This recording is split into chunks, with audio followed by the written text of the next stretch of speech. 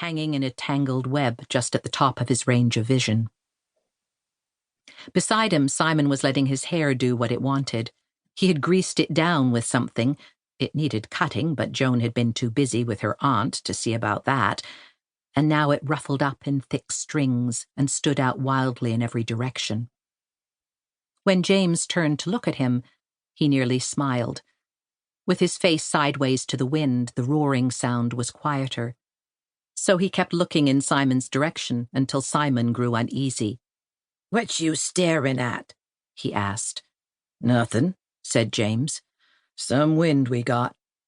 He looked straight ahead again, and the roaring sound came back to hammer at his ears.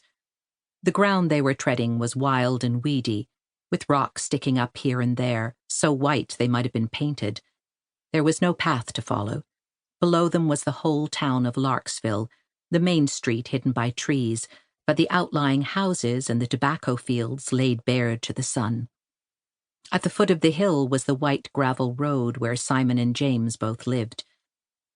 They lived in a three-family house that looked like only a long tin roof from here.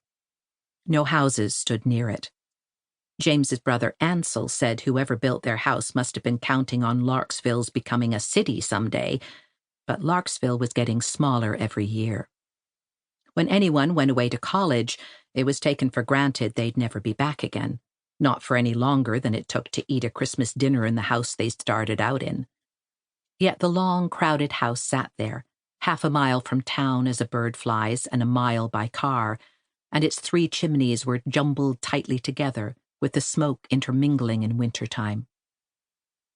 The sight of that green part of town was cool and inviting. It made James think of cold beers in the tavern opposite the post office. He looked down at Simon, but Simon was hunched into the jacket of his suit, and he still seemed cold. "Do you like sardines?" James asked him. "Not much." "Or cold cuts?" "No." They stepped through a tangle of briars with the thorns making little ripping sounds against their clothes. "I could eat a pizza," Simon said. "You better talk to Ansel then. He makes pizzas." Simon tripped and caught himself.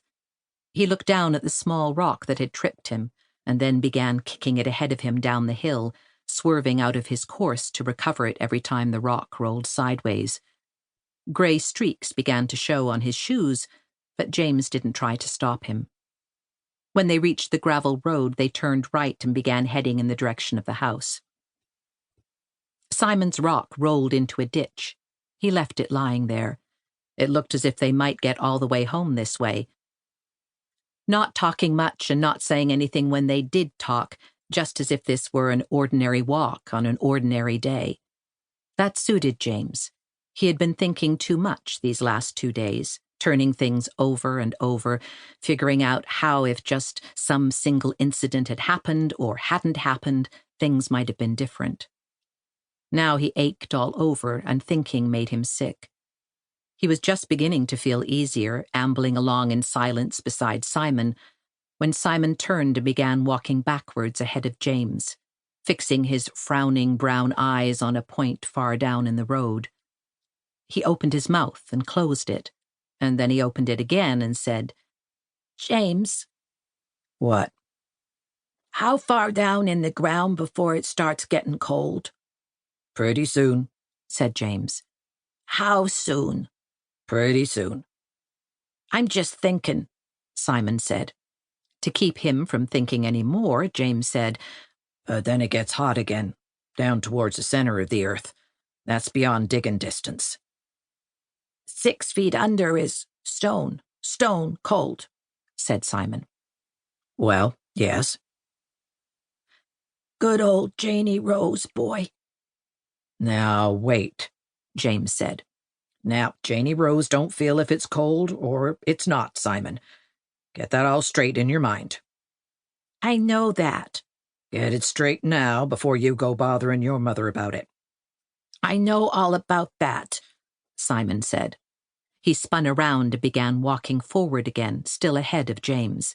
Strands of his hair rose up and floated behind him like the tail plumes of some strange bird. "You don't get what I mean," he called back. "Maybe not."